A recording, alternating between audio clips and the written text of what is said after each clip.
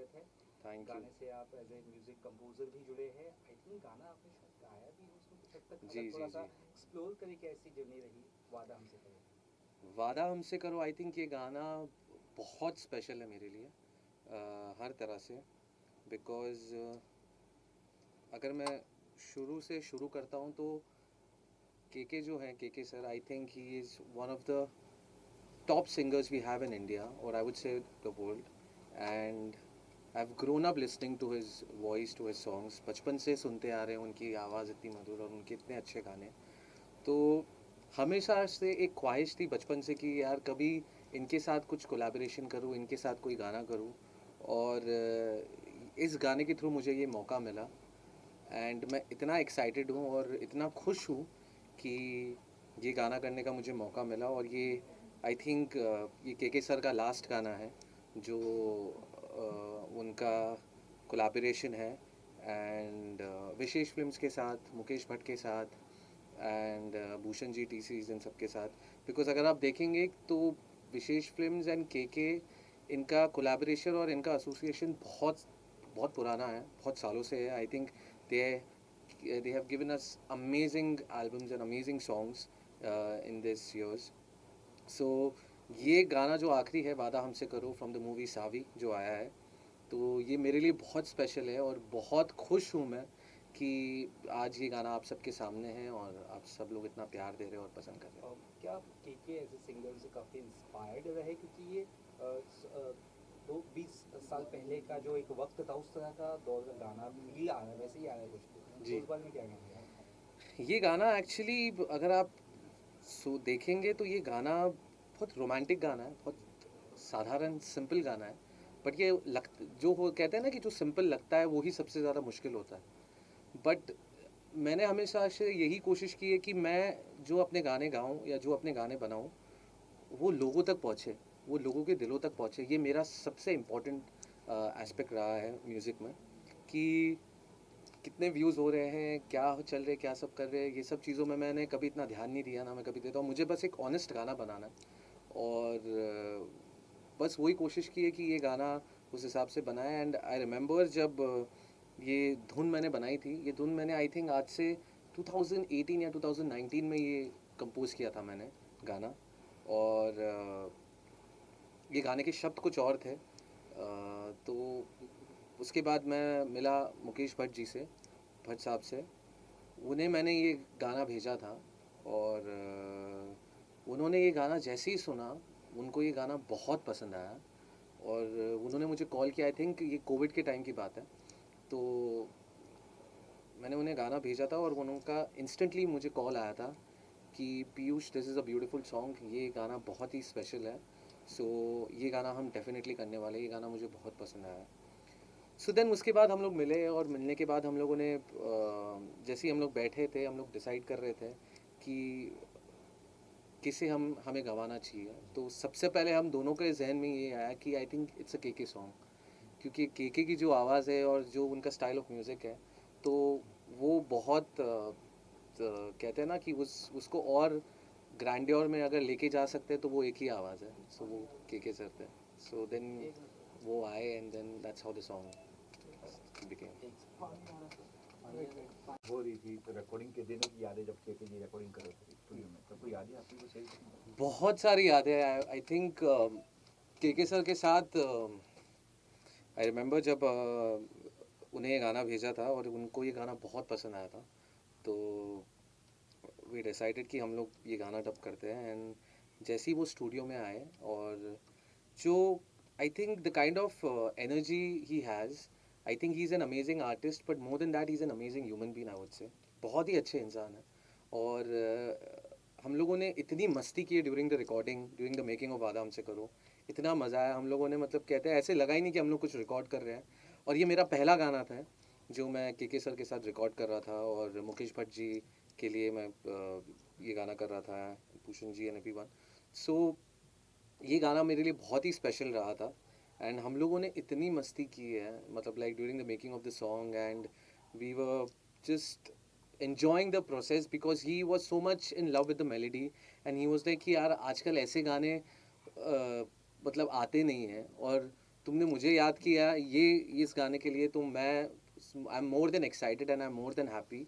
And even during the making of the song वो मुझे कितने सारे अपने स्ट्रगल्स, अपने किस्से बता रहे थे पुराने टाइम में कि how he started. He was a radio jockey पहले, वो दिल्ली से थे. फिर उसके बाद उन्होंने कैसे अपनी जर्नी शुरू की, एड्स और जिंगल्स में गाने लग गए. And then so that was so inspiring for me as an artist, and I was so much into him that इतना उनसे सीखने मिला कि मतलब वो मुझे बता रहे थे कि यार मैं कहीं आ नहीं जाता हूँ, नहीं रहता हूँ मैं थोड़ा एकदम, because he was a very shy kind of person, he was a very family oriented person, so he was always in his zone. But ये गाना उनको इतना पसंद आया और हम लोगों ने इतना मज़ा किया during the recording. And also जब ये गाने का जो जो ड्राफ्ट था वो मैंने गाया हुआ था. And I had told him कि इसमें एक आलाप है लाइक हो ना रा रा रा रा रा रा ना ना ना ना ना ना ना. सो आई टोल्ड हिम कि सर ये अगर आप आपकी आवाज़ में, ही इज़ लाइक कि नहीं ये तू तेरी आवाज़ में ही रख, कि तेरी आवाज़ इतनी अच्छी लग रही है that you have to keep it in your voice and you keep, क्योंकि तुमने बहुत अच्छा गाया है. So I think that's really very kind of him and very sweet of him. So ऐसी we had an amazing time during the recording of the song. Sir, जिस दिन आपने सुना ये बात कि के जी नहीं रहे हमारे बीच, मानता हूँ आंखों में आंसू आए होंगे आपके भी. वो दिन तो मतलब कहे तो I think that was the darkest day of the industry of India I would से. क्योंकि मुझे याद है मैं उस दिन स्टूडियो में ही काम कर रहा था. एंड स्टूडियो से निकल के मैं घर पहुंचा और पहुंचने के बाद I got a call from one of my friend और समवन कि यार दैट सिंगर के with whom you worked he is no more. So मेरा रिएक्शन ऐसे था, मैं बोला यार कुछ भी मत बोल, मजाक मत कर, क्या बात कर रहा है तू. कि नहीं है भाई, हर जगह पे एकदम आ गया, he was in a concert और ऐसे एकदम ये था.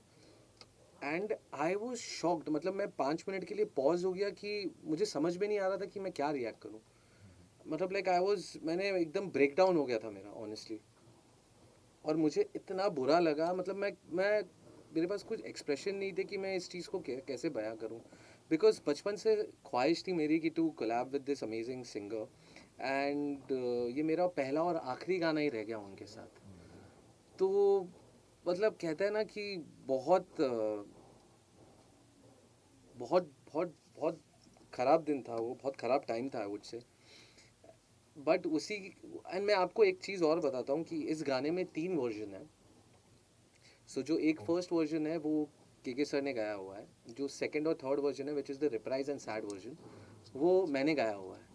सो हमारा ऐसा था कि जिस दिन हम लोगों ने रिकॉर्ड किया था, उसके रिकॉर्ड के बाद we were suppose to record another song जो इस मूवी का सैड वर्जन था. वो उनकी आवाज़ में वो गाने वाले थे. तो हमने ऐसे सोचा कि ठीक है अभी टाइम है तो हम लोग आगे आराम से कर लेंगे, उसको रिकॉर्ड कर लेंगे. बट जैसे ही ये न्यूज़ आई और ये हुआ तो बहुत ही मतलब कहते हैं ना कि वो अधूरा सा ही रह गया, वो पूरा हो नहीं पाया. But I think his blessings and his love is there always. And हमें मतलब कहते हैं ना, सी वो इमॉर्टल है, ही इज़ फॉर एवर. उनकी आवाज़ हो, उनके गाने हो, वो ज़िंदगी भर जिंदा रहेंगे. मेरी जनरेशन लेके आने वाली जो भी जनरेशन है जितनी है, he live on for ever. तो मैं यही चाहता हूँ कि लोग मतलब जितने भी उनके फैंस हैं और वो सब है, वो सब बस उन्हें अच्छी मेमोरीज़ की तरह याद करें उनके गानों के थ्रू. और उनकी इस लाइफ को बस खाली रिमेंबर करे और एंजॉय करे कि वो जहाँ पे भी है वो हमारे साथ है. और उनके गाने हम ऐसे ही सुनते रहे और ऐसे ही हम जनरेशन तक पहुँचा सकें. तो पीयूष जी, आपने इस फिल्म में एक ही गाना दिया कि और भी गाने दिए, कोई फिल्म की बात है? ये मूवी में मेरा एक ही गाना था बिकॉज ये बहुत सीरियस मूवी है, जैसा कि आपको पता है सावी, अच्छा जी. जिसमें दिव्या खोसला कुमार जी है, हर्षवर्धन राणे जी है, अनिल कपूर जी है. And it's been directed by Abhinav Deo sir. तो ये मूवी बहुत ही मतलब कहते हैं बहुत बहुत ही serious. It is about women empowerment somewhere. So ये मूवी में बस ये एक ही गाना था मेरा, बट इसके 3 वर्जन्स हैं. सो टोटल ऐसे 3 गाने हैं, 3 गाने हैं. तो आप जो सैड वर्जन है इस मूवी का, तो उसको हम लोगों ने जो सिचुएशन है, अगर आप मूवी में जब वो गाना प्लेस आएगा तो वो बहुत ही एकदम लो फेज में रहेगा. तो उसके जो लिरिक्स भी हम लोगों ने उसी स्क्रिप्ट और उसी थॉट के हिसाब से हम लोगों ने चेंज किए और बनाए थे. सो वैसे ही ये गाना आया. रिस्पॉन्स क्या पब्लिक का इस गाने को लेकर, अगर बात करिए आपको क्या रिस्पॉन्स मिल रहा है फैन से, दोस्तों से? मुझे तो रिस्पॉन्स मतलब इतना इतना ओवरवेलमिंग मिल रहा है, and I am so happy and I am so excited honestly.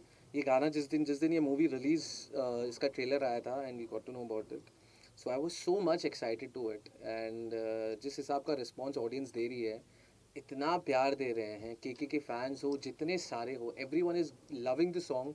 It's trending आज आई थिंक 3 दिन हुए हैं, and it has cross more than 5.5 or 6 million on YouTube, and it is trending on 18 or 17 from the last 3 days. और अगर आप Spotify और यहाँ पे भी देखो तो हर जगह पे उसकी स्ट्रीमिंग्स एकदम बढ़ी रही है, और लोग बहुत प्यार दे रहे हैं. बहुत बहुत अच्छा लग रहा गाना है. जितना ब्यूटीफुल है उतना विजुअली बहुत कैप्टिवेटिंग है, तो वो कितना आपको अच्छा लगा कि आपके गाने को इतना बढ़िया तरह से पिक्चराइज किया गया है? वो Correct. भी आपको एक अच्छी फीलिंग देता होगा आपको। एब्सोल्युटली. इसी गाने में सबसे ज़्यादा इम्पोर्टेंट ये होता है कि गाने को एक करेक्ट वो फिल्मिंग मिले. बिकॉज अगर वो आजकल वो कहते हैं ना कि हम आपने वो गाना देखा क्या, ये नहीं कहते कि गाना सुना क्या.